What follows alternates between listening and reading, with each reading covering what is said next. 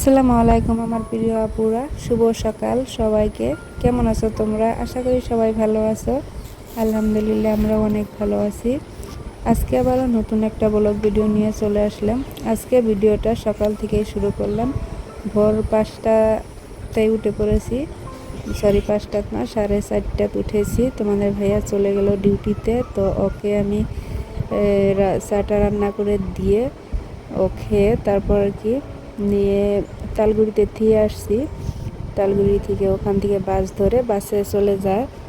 ওখান থেকে আর কি দুপুরি বাস আসে। তো দুপুরির বাস আসলে বরপেটার দিকে যায়, তো যেটা আর কি গুয়াহাটির দিকে যায় সেইটাতে উঠে আর কি গোয়ালপাড়া গিয়ে নামে। এখন আর কি ডিউটি করে গোয়ালপাড়া, তো 2-2.5 ঘন্টাতেই আসা যাওয়া হয়ে যায়। তার জন্য একটু ঘন ঘন যাওয়া আসা চলছে। আর ডিউটিটা কীরকম করে দিয়েছে 24 ঘন্টা। আগে ভালো ছিল, আগে 15 দিন করে করতে পারতো, তার কিছুদিন পর আবারও 7 দিন করে দিয়েছে। এখন ফির 12 ঘন্টা 24 ঘন্টা এরকম করে ডিউটি দিয়েছে। তো অনেক অসুবিধা হয় আসা যাওয়া। 3 দিনের মতো ওখানে থাকে, তারপর বাড়িতে এসে আবারও 2 দিন এরকম কীরকম করে যেন আর কি মিলায় আসে যায় এরকম করে চলে যায়। তো ওরকম করে বাড়ির কোনো কাজই হয় না।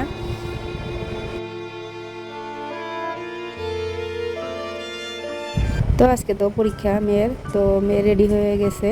আর ওদিকে যে মাখইগুলো নিয়ে গেছে, আমি আর কি ঘরটা ভালো করে ক্লিন করলাম, করে তারপরে যে বেরিয়ে পড়েছি মেয়েকে নিয়ে স্কুলে রেখে আসবো।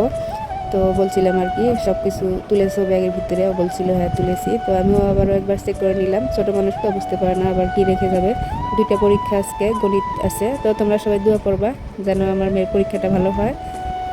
তো এখানে আর কি পর্দাটা গোটো হয়েছিল আর কি, সেটা করে দিলাম। আর বিছানাটা এলোমেলো হয়ে আছে, এটা ঠিক করব। তো ঠিক করে বেলা হয় না বেশি, 8:30 বাজেই নাই। তো এগুলো ঠিক করে এই যে এখন আর কি চলে যাব মেয়েকে রাখতে। আজকে সব ক্লাসেরই স্টুডেন্টের পরীক্ষা, সেজন্য দেখো সব মাগুলাই চলে আসছে।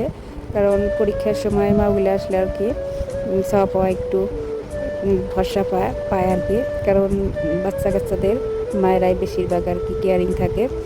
সবাই আর কি এরকমই, হয়তো আমার যেটা মনে হলো আর কি সেটা বললাম। তো তারপর আর কি ওকে রেখে যে চলে আসছি বাড়িতে। এসে দেখছি আমার শাশুড়ি আর কি এভাবে যে গাছগুলোর গোড়ায় দিয়ে মাটি দিতেছে। আর এই যে বাগুনের চারাগুলো অনেক আর কি কিউট হয়েছে, এগুলো তুলে গাড়তে হবে। তো 2-1টা গাড়লো ওইদিকে দেখলাম। তো তাই আর কি আমি এখন রান্না করব, তার জন্য আর কি বাগানে চলে যাব। বাগানে দেখি যে কী কী সবজি আছে সেগুলো নিয়ে আসছি, আর কাপড় কানি আছে সেগুলো ধুইতে হবে। তো যে বাগানে চলে আসলাম, এসেই দেখো আমি মিষ্টি কুমড়োর ডগাগুলো কেটে নিচ্ছি।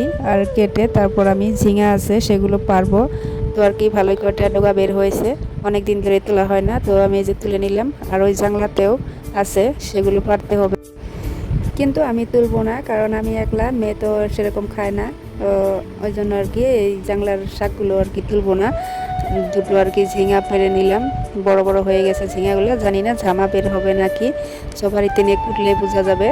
আর এই যে গাছের পিঁপড়াগুলো পেকে গেছে, তো প্রত্যেক দিনই 1-2টা করে দেখা যায় পিঁপড়া পাকে। তো আমি বাড়িতে নিয়ে যাই, সবাই মিলে কেটে খাই। তো আজকে একটা পেকে গেছে, তাই তুলে নিলাম, নিয়ে আমি বাড়িতে যাব। গিয়ে আর কি রান্নাটা সেরে আবারও মেয়েকে আনতে যাইতে হবে। তো ওই যে আমি বাড়িতে এসে ঝিঙাটা কুটে নিলাম।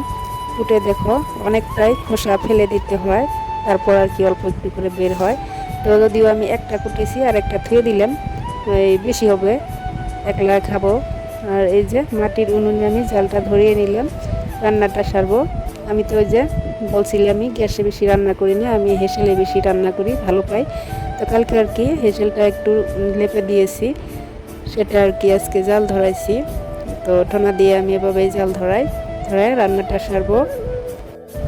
প্রথমে আমি শাকটা ভেজে নেব, তার জন্য আর কি যে শাকগুলো হাফ সেদ্ধ করে নিয়েছিলাম, 50%-এর মতো সেদ্ধ করে নিয়েছি। তারপর পানিটা ঝরে ভালো করে চিপে আমি এই যে মশলা বলতে মরিচ আর হলো রসুন থেতো করে তারপর আর কি সোমবার বানিয়ে ওখানে দিয়ে দিয়েছি। আর এই যে ভালো করে আমি নেড়ে নিচ্ছি, আর লবণটা দিয়ে দেব, দিয়ে আমার হয়ে যাবে শাক ভাজা, এই মিষ্টি কুমড়োর শাক ভাজি। তো এখন পর্যন্ত যারা আমার ভিডিওটা দেখছো, প্লিজ ভিডিওটাতে একটা লাইক দিয়ে দিও। আর যারা নতুন বন্ধু আসছো, আমার চ্যানেলটা সাবস্ক্রাইব করে আমার পাশে থেকে যেতে পারো। আর যারা যারা অলরেডি এই কাজটা করে ফেলেছো তাদেরকে অসংখ্য ধন্যবাদ। আর আপুরা প্লিজ ভিডিও দেখে একটা কমেন্ট করে যাবা, তাহলে আমি তোমাদের আইডিতে যাওয়া আমার সুবিধা হবে।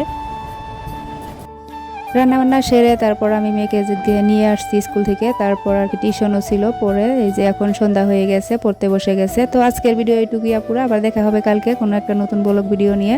ততক্ষণ সুস্থ থাকো, ভালো থাকো, আল্লাহ হাফিজ, আসসালামু আলাইকুম।